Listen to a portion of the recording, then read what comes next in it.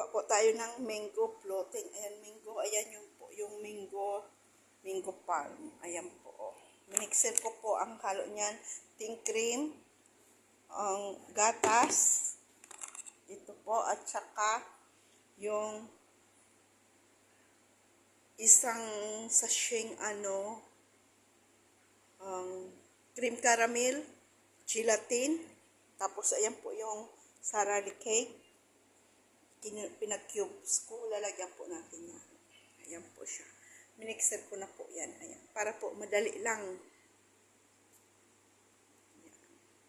Ayan, nilagay na po natin yung cake. Ayan, tapos ito. Tapos ilalagay naman natin to. Ayan po, linayer. Tapos ilalagay naman yung fruit.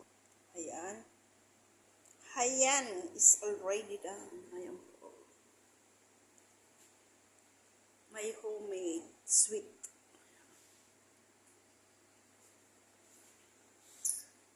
Ayan.